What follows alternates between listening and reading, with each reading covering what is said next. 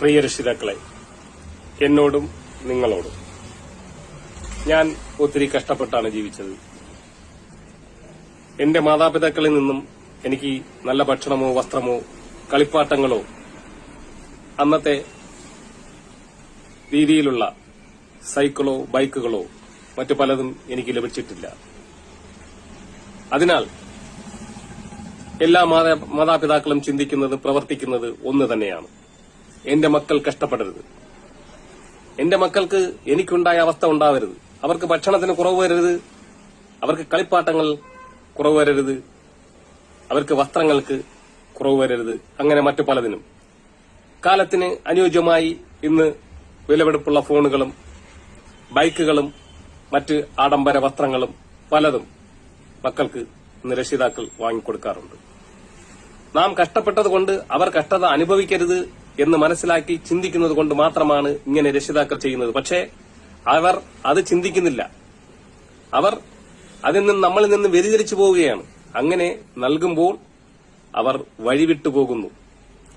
അതുകൊണ്ട് നമ്മൾ അനുഭവിച്ച കഷ്ടതയിൽ 100%-ത്തിൽ 90%-മെങ്കിലും അവരും കഷ്ടത അനുഭവിക്കണം. ബുദ്ധിമുട്ടുകൾ എന്തെന്നറിയണം. കാശുണ്ടാക്കുന്നതിന്റെ ചിന്താഗതികളും ബുദ്ധിമുട്ടുകളും എന്താണെന്ന് അവർ മനസ്സിലാക്കണം. എങ്കിൽ മാത്രമേ ഈ യുവതലമുറ നമുക്ക് തിരിച്ചു എടുക്കാൻ പറ്റുകയുള്ളൂ. ഇന്ന് പലതും നമ്മൾ കാണുന്നത് എന്തുകൊണ്ടെന്ന് വെച്ചാൽ അവർക്ക് ബുദ്ധിമുട്ട് അറിയാൻ കഴിയാത്തത് കൊണ്ടാണ്. ഒരുപക്ഷെ പല മാതാപിതാക്കളും നമുക്ക് പറ്റിയ ബുദ്ധിമുട്ടുകൾ അവരെ പറഞ്ഞിട്ടുണ്ടായിരിക്കും. അവരത് പഴങ്കഥയാണെന്നോ അല്ലെങ്കിൽ ആ കാലമായിരുന്നെന്നോ ഇന്ന് കാലത്തിന്റെ മാറ്റമാണെന്നൊക്കെ അവർ നമ്മളോട് പറയും. പക്ഷേ അത് അവർക്ക് അറിവില്ലായ്മ കൊണ്ട് പറയുന്നതാണ്. കാലം അന്നും ഇന്നും ഒന്ന് തന്നെയാണ്. അന്നും സൂര്യൻ ഉദിച്ചിരുന്നു, ഇന്നും സൂര്യൻ ഉദിക്കുന്നു. അന്നും സൂര്യൻ അസ്തമിച്ചിരുന്നു, ഇന്നും സൂര്യൻ അസ്തമിക്കുന്നു. അന്നും വായു ശ്വസിച്ചിരുന്നു, ഇന്നും വായു ശ്വസിക്കുന്നു. അല്ലാതെ കടൽ തിരമാലകൾക്കോ പുഴകൾക്കോ ഒന്നും തന്നെ ഒരു മാറ്റവും ഉണ്ടായിട്ടില്ല. അപ്പോൾ നമ്മളാണ് മാറ്റം ഉണ്ടാക്കിയത്. അവരെ കൊണ്ട് മാറ്റം സൃഷ്ടിച്ചെടുത്തത് നമ്മളാണ്.